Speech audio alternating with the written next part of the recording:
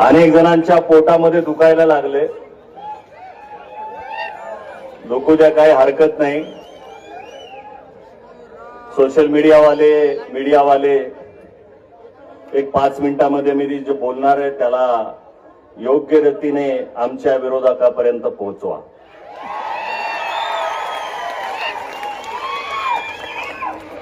मोर्चाला निघायला उशीर आहे म्हणून तुळजापूरला गेलो. मला मंदिरांची वास्तुकला शिल्पकला बघण्याची आवड आहे म्हणून मी गेलो. कडे आलो तर तिथं मला दिसलं मातंगी देवीचं मंदिर. आता मातंगी देवी म्हटल्यानंतर मी जरा उत्सुकतेने मातंगी देवीच्या मंदिरामध्ये गेलो. मंदिर पाहत होतो, मंदिराची वास्तुकला शिल्पकला पाहत होतो. मातंगी देवीच्या मंदिरात गेल्याच्या नंतर त्याचे पुजारी तिथं आले. बरोबर आहे. मग पुजारी तिथं आले तर मी मातंगी देवीचं दर्शन घेतलं. आता त्यांचा मान ठेवला. आता त्या पुजाऱ्यांना मी विचारलं की जसं तुळजाभवानी देवीच्या मंदिराचे पुजारी आहेत तसे तुम्ही पुजारी आहेत. मला वाटलं मी त्यांना विचारलं तर मला अपेक्षा होती आणि उत्सुकता होती म्हणून मी त्यांना विचारलं तुम्ही मातंग समाजाचे का? पुजारी म्हटल्यावर बरोबर आहे, मातंगी देवीचे पुजारी कोण पाहिजे? मातंग समाजाचे. मग मी म्हटलं तुम्ही मातंग समाजाचे का? ते म्हणले नाही, आम्ही जयभीम वाले. आता ते मला ओळखत होते. माझ्यासोबत फोटो वगैरे त्यांनी काढले. आणि मातंगी देवीचे पुजारी बौद्ध बांधव निघाले. आता माझा इथं त्यांना विरोध नाहीये. ती संस्कृती आपली आहे. मातृदेवतेची संस्कृती आपली आहे. डॉक्टर शरद पाटलांचं सध्या मी वाचन करत आहे म्हणून मला हे माहित आहे मातृदेवता वगैरे काय असतात. तर मातंगी देवीचे पुजारी पूर्वाश्रमीचे महार आणि आत्ताचे बौद्ध निघाले. आणि मी तिथं विचार केला की आमच्या दोघांचा प्रवास सारखाच आहे. सांस्कृतिक मातृदेवतेचा आमच्या दोन्ही समाजाचा प्रवास हा सारखाच आहे, वेगळा नाहीये.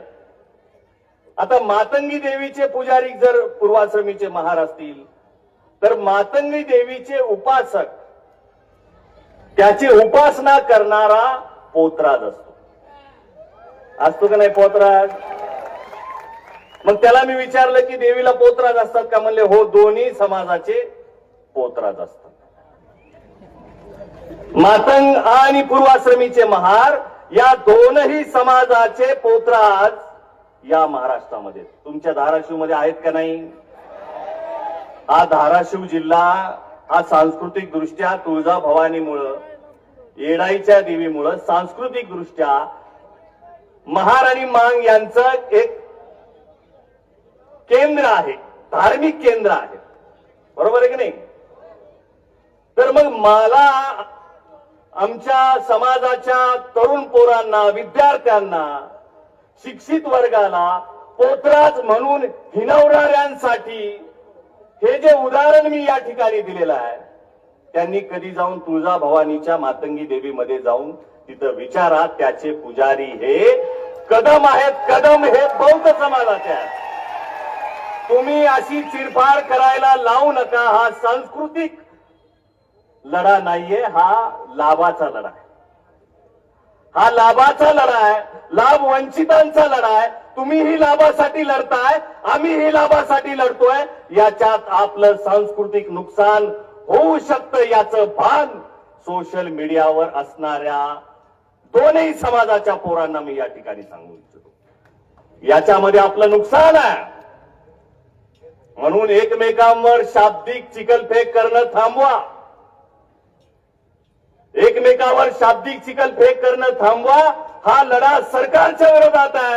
बौद्धांनी सरकारच्या विरोधात लढावा. मातंग समाज हा सरकारच्या विरोधात लढत आहे. अण्णाभाऊंचा काय संबंध याच्यामध्ये अपमानित करण्याचा? अण्णाभाऊ साठेंना ज्या पद्धतीनं तुम्ही अपमानित करताय, लहुजी साळवेंना तुम्ही ज्या पद्धतीने अपमानित करताय, काल परवा मी पोस्ट वाचली, सुकुमार सर, पोचीराम कांबळे म्हणे जमिनीच्या वादातून मेले. अरे काय करताय,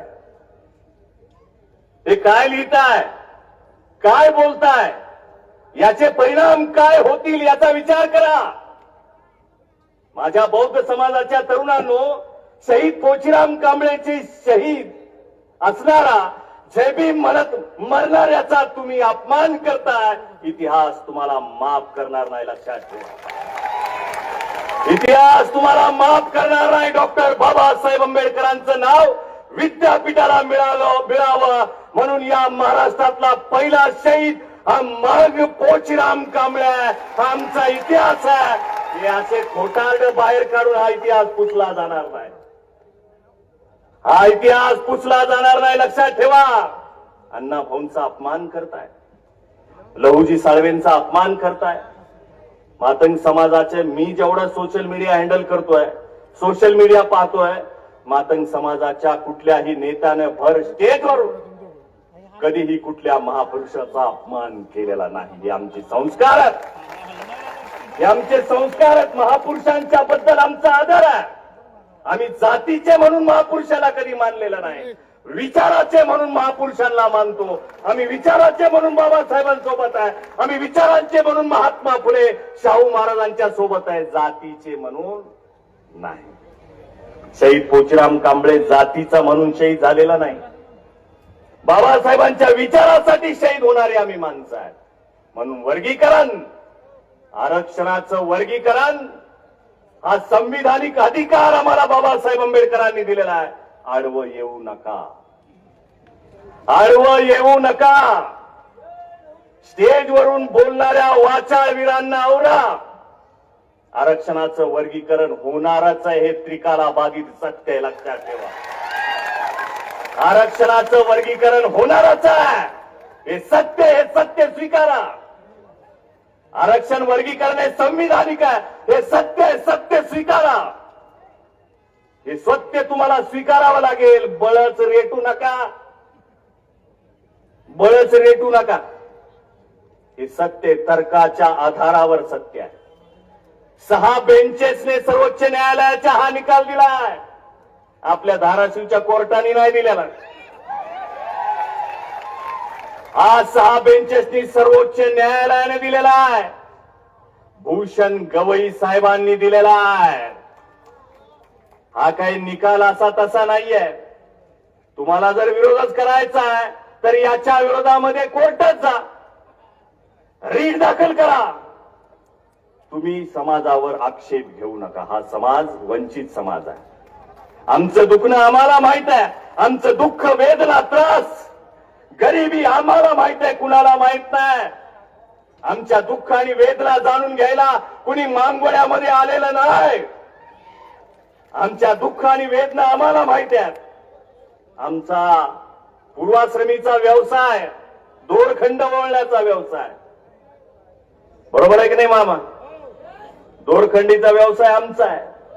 छत्रपती शिवाजी महाराजांच्या सैनिकांना त्यांच्या अंगामध्ये रग येण्यासाठी हलगी वाजवणारा आमचाच समाज आहे, मातंग समाज.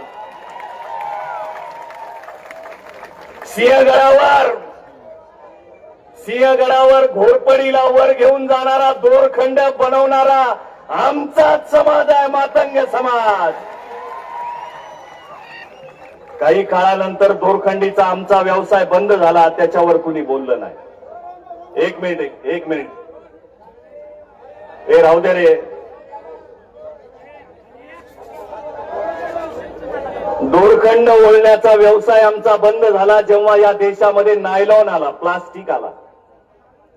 बरोबर आहे की नाही आजी? हे आमची म्हातारी बसली इथं. नायलॉन आल्यामुळे आपला झाडूचा धंदा बंद झाला का नाही? मग तिथपर्यंतच राहिले. आमची लक्ष्मी आई, आमचा झाडू लक्ष्मीपर्यंतच राहिला. आमचा व्यवसाय बंद झाला. आमचा व्यवसाय बंद झाल्यावर त्याचं दुःख कुणाला कळलं नाही. पुढे जाऊन आमच्या लोकांनी हलगीला, ढोली बाजाला आमचा व्यवसाय बनवला.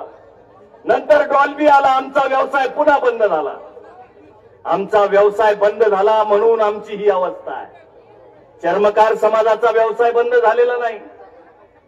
झालाय का बंद? यार 2 मिनिटं शांत राहा रे पोरांनो, शांत बसा 2 मिनिटं उरकतो मी.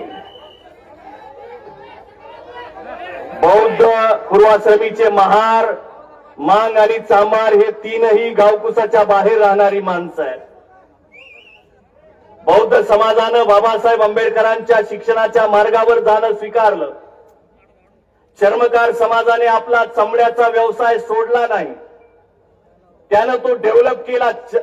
चपलांचे बुटांचे दुकानं टाकले आणि दुकानातून व्यवसायातून पैसा कमवला आणि आपल्या विद्यार्थ्यांना शिक्षण दिलं. परंतु मातंग समाजाचा जो मूळ व्यवसाय